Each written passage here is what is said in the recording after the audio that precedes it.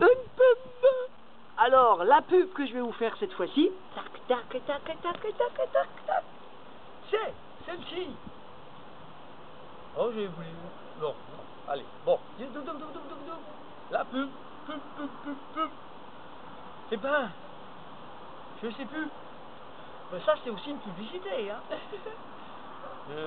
La publicité sur la mémoire vive.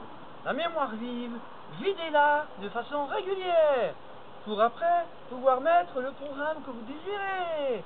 Donc, mémoire vive. Maintenant, le tiroir, il est où? Bon. Quel tiroir, je vous dis.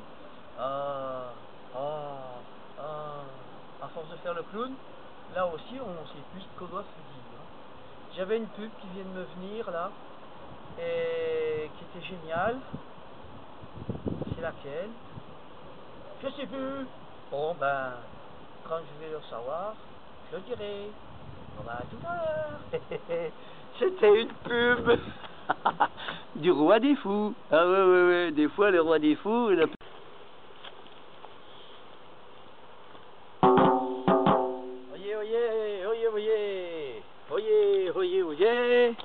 Voyez, ça a bien démarré.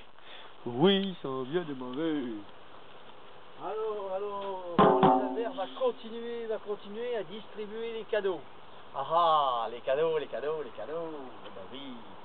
Donc, les cadeaux. Voilà, par exemple, les livres du calendrier Maya. Ce que vous voyez là, c'est les livres du calendrier Maya. Et donc, c'est un cadeau que l'univers nous a apporté. C'est un cadeau que nos anciens nous ont laissé. Comme les runes Maya, comme les runes celtiques, comme les Vikings asiatiques. Et donc, c'est de les utiliser, c'est de accepter que nos ancêtres aient une connaissance que nous ayons perdue, que nous ayons plus, et donc de les rendre hommage à tous ceux qui sont derrière moi et derrière nous tous. Et donc c'est de leur rendre hommage en essayant quand même de comprendre ce qu'ils nous ont laissé comme message. Donc les Égyptiens, et les Grecs, et les Romains, qu'est-ce qu'ils ont laissé comme message? Ils nous ont laissé comme message avant de partir. Et Atlantide, qu'est-ce que tous ceux-là nous ont laissé comme message? Eh bien, ils nous ont laissé comme message des choses à comprendre à travers tout ce qu'ils nous ont laissé. Atlantide, c'est pas une arche perdue. Pourquoi? Je vais vous expliquer un petit peu comme je vous l'ai déjà expliqué dans les films un peu précédents. C'est que, là, dans la lumière, regardez un peu dans les églises, regardez un peu sur les tableaux, comme les génies qui nous ont fait des tableaux, de très beaux tableaux, ou bien maintenant de très beaux films. Tous ces génies sont des messagers qui viennent du vivant, nous donner des messages ici à nous qui sommes morts. Pourquoi morts? Parce que nous sommes de la lumière. Et si vous regardez toutes les fresques qu'il y a dans les églises, qu'est-ce que vous voyez? Qu'est-ce que nous voyons? Parce que je le vois aussi. Qu'est-ce que nous voyons? Nous voyons des êtres habillés en blanc, bien souvent en blanc. Ça, c'est ceux qui sont en blanc sont les êtres les plus morts, c'est-à-dire ceux qui sont tout à fait dans la mort. Donc, et qui soi-disant donc dans la vie éternelle. Eh bien, la vie éternelle, elle est dans l'inverse. Mais je vais vous l'expliquer. Oh là, les Mayas, il y a du vent un peu, alors il faudra que je fasse des fagnons avec un fil de plomb au fond. Bon, ce que je voulais dire, c'est donc, voilà, je continue. il y a dans tous ces fresques des hommes en blanc. Tout ce qui est ange, tout ce qui est homme saint, et tout ça sont en blanc. Les saints sont des gens qui sont soi-disant disparus. En fait, nous qui sommes dans la lumière, nous sommes en fait sur les fresques des églises, et ceux qui sont dans la lumière et qui s'habillent en blanc, en couleur, et tout ça, sont en général des hommes et des femmes et des enfants morts. Donc, je suis en train de vous parler là, je suis un mort qui vous parle. Et je suis là en train de, vous pouvez me toucher, si vous étiez là, vous pouvez me toucher et tout. Ça veut dire quoi? Ça veut dire que plus je descends en enfer, on dit bien je descends en enfer, plus je descends dans la matière, plus je descends dans la matière dense, et je peux aller jusqu'à redevenir pierre. D'accord?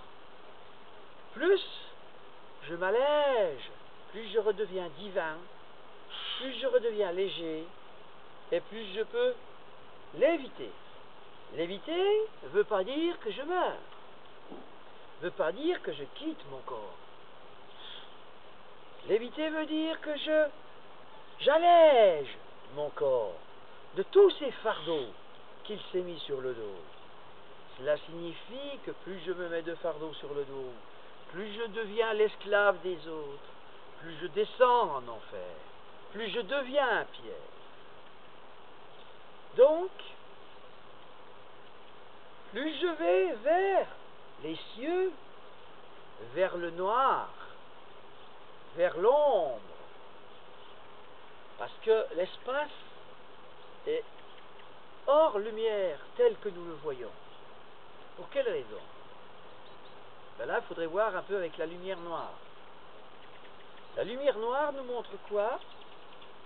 Nous montre que les pierres, toutes moches, noires, qui sont moches, c'est pas des rubis, hein? Les rubis,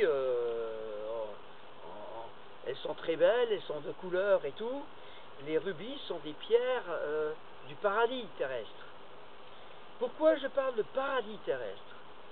Parce que le paradis terrestre est le réel paradis, le réel purgatoire, coupé de tous les autres galaxies.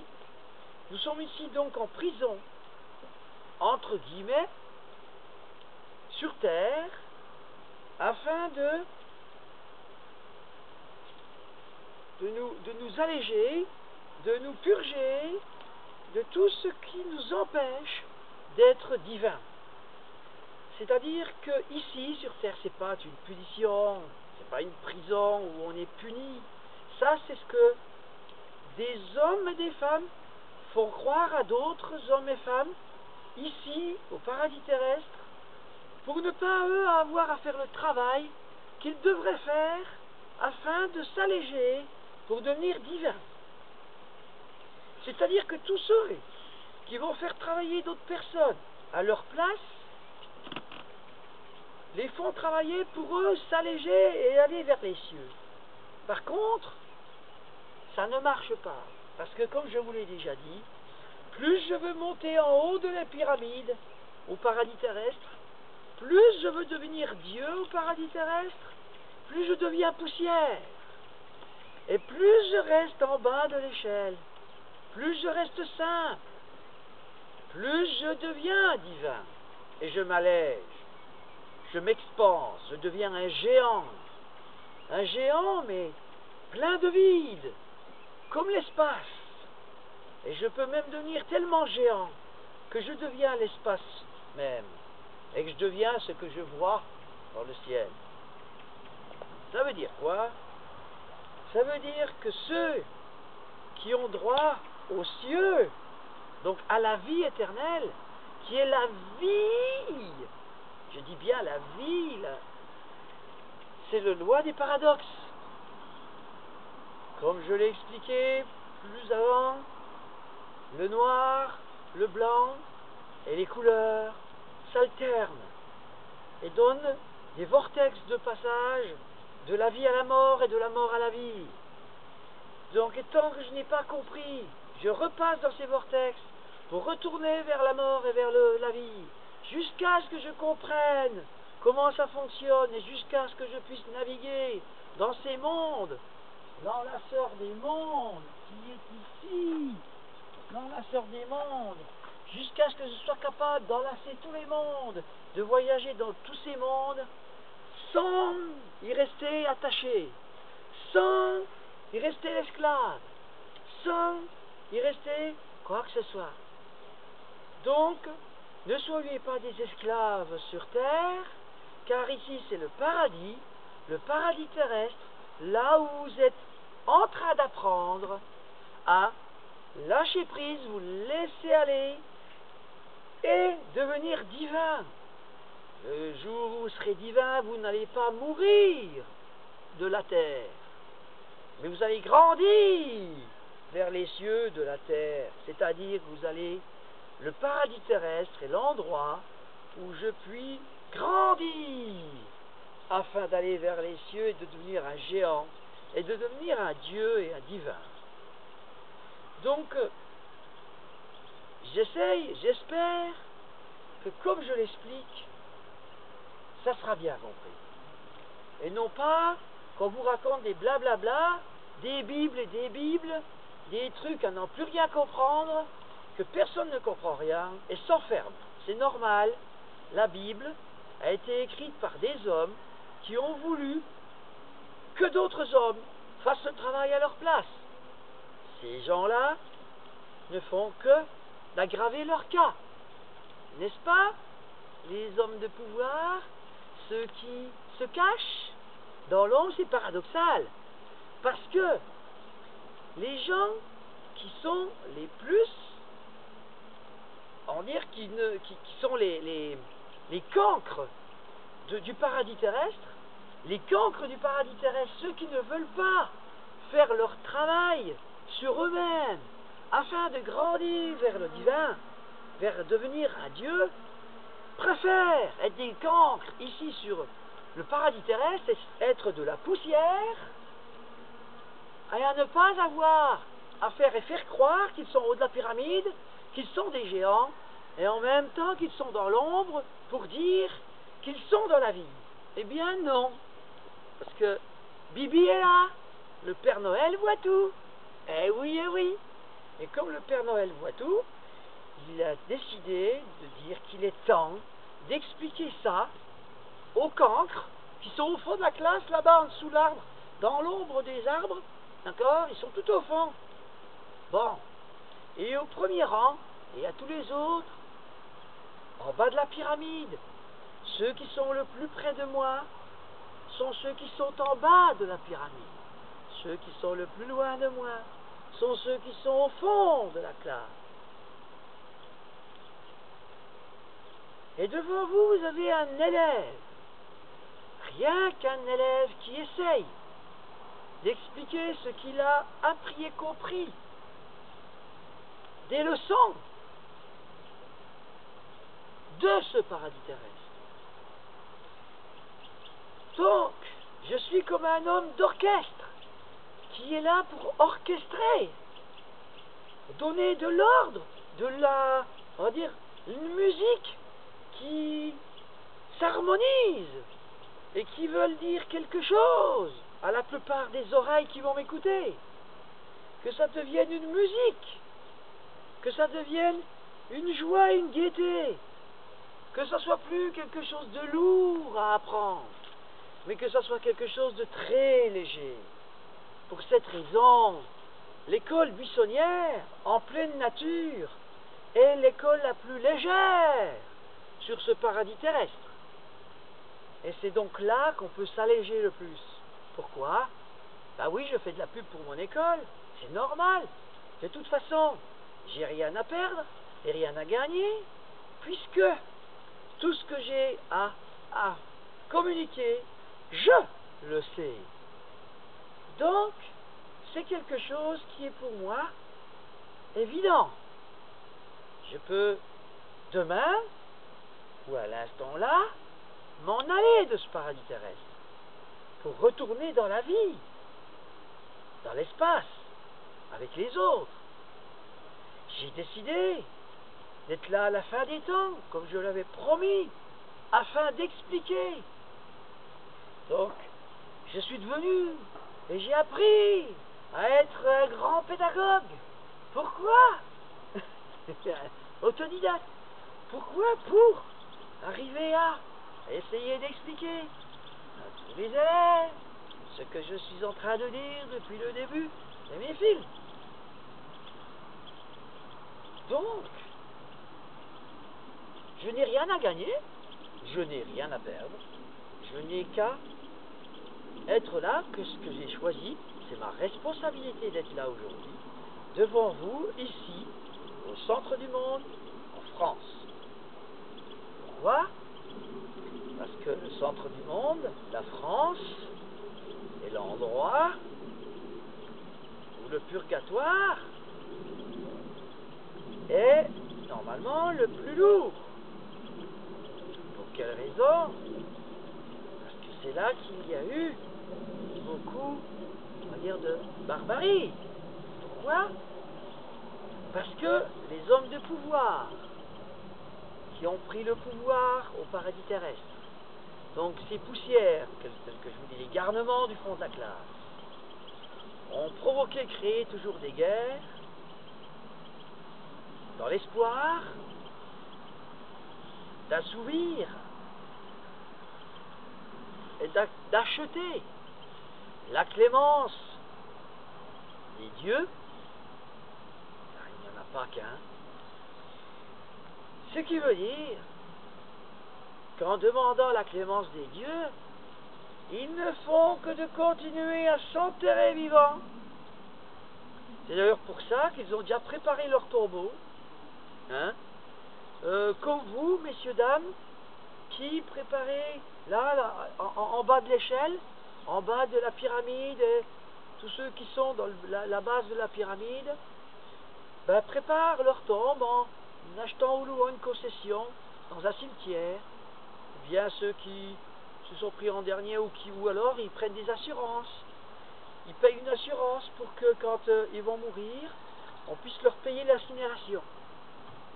D'une manière comme d'une autre, ils payent leur propre départ. Pour les garnements,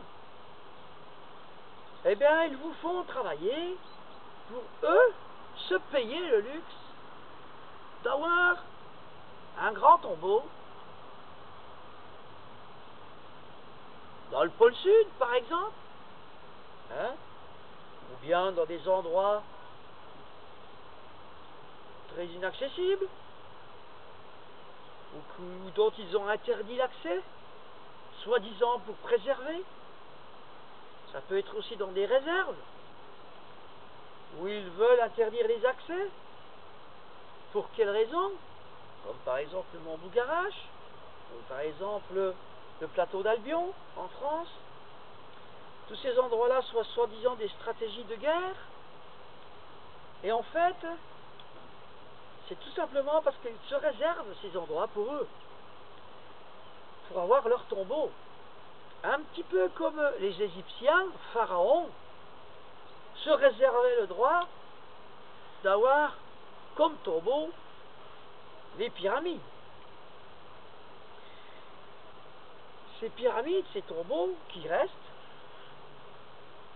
sont les mêmes tombeaux qui resteront demain de ces gens qui auront disparu de ce paradis terrestre, et que ces disparus du paradis terrestre se disent qu'ils vont pouvoir retourner dans le vivant, parce qu'ils auront purgé leur peine vis-à-vis de ce paradis terrestre.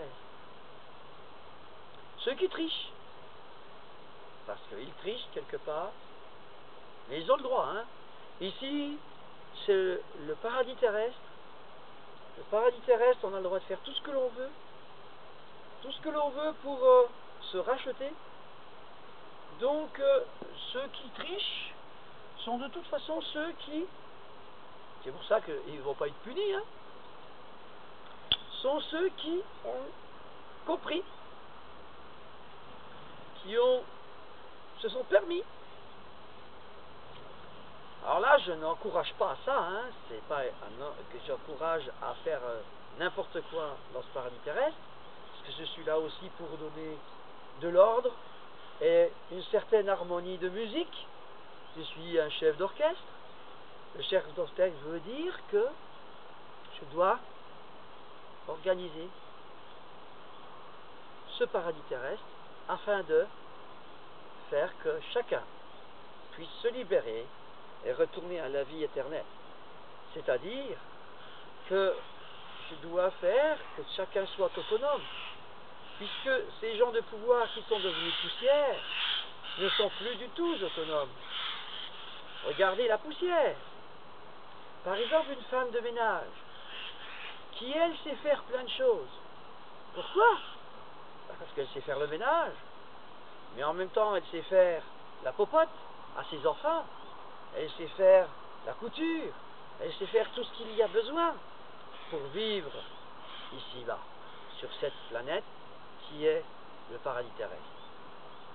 Donc, ces femmes qui servent les autres, qui sont au service des autres, pour des salaires de misère, du moment que c'est quand on crée l'argent dans le paradis terrestre, qui n'a pas lieu d'exister, mais bon, et qu'ils disent que l'argent est utile et indispensable, et que c'est un outil divin, et patati patata. Eh bien, je vous le dis en vérité, non, ce n'est pas un outil divin, c'est un outil de contrôle afin de faire que les autres purgent leur peine à leur place. Ça veut dire quoi? C'est un peu comme dans les prisons. Dans les prisons, vous allez avoir des gens qui vont devenir des élites, qui vont faire toute leur merde aux autres, qui vont avoir des hommes de main dans la prison et tout ça. Ça, c'est les cancres de la prison. C'est exactement comme ce qui se passe à l'extérieur des prisons, qui se passe donc ici-bas, là, sur Terre, où les gens se croient libres, et ils ne sont pas libres du tout parce qu'ils ne peuvent pas aller ailleurs que sur cette planète, tant qu'ils n'ont pas purgé, compris et intégré en eux ce que je suis en train de vous expliquer. Donc ces cancres, je les invite à purger leur peine. Donc c'est quoi à purger sa peine? Eh ben, ça va être vous avez été des cancres, vous avez été des poussières. Les poussières sont balayées par les femmes de ménage.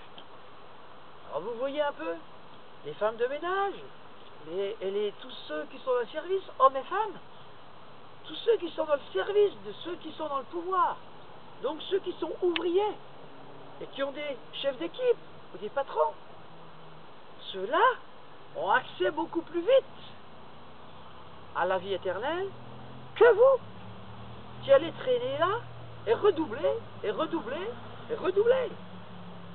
Donc, vous avez le droit de redoubler tant que vous voulez. Hein. Mais moi, j'ai dit... Douk, douk, douk, douk, douk, douk. Et voilà la publicité de l'an 3000. Voilà, donc, regardez ce beau soleil. Regardez ce beau soleil. Ceci est la nourriture de l'an 3000. La nourriture de l'an 3000, c'est-à-dire que nous allons nous nourrir de lumière. De lumière, le feu universel de la vie. Nous allons... Et en plus, le feu universel de la vie demande... ne demande rien en fait, c'est gratuit. Il n'y a pas besoin de labourer, il n'y a pas besoin de se casser le dos et tout ça. Et puis on peut pas encore aller le mettre en boîte. Et puis aucun pouvoir n'arrive à aller le chercher pour le mettre en boîte et le vendre.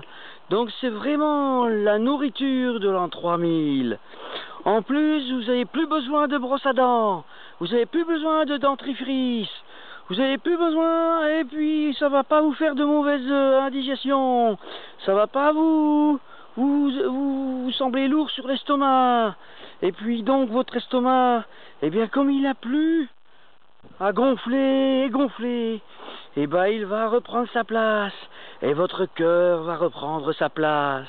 Alors, pour l'an 3000, n'hésitez plus, laissez tomber toutes les poubelles que vous mettez dans votre bouche, et nourrissez-vous du feu universel de la vie, et rigolez comme ceux qui sont sur le soleil rigolent. Amusez-vous, nourrissez-vous de rigolade, d'aventure et de tout ce qui vous fait du bien, et abandonnez tout ce qui vous fait du mal. Voilà. Douk douk douk douk douk douk douk douk.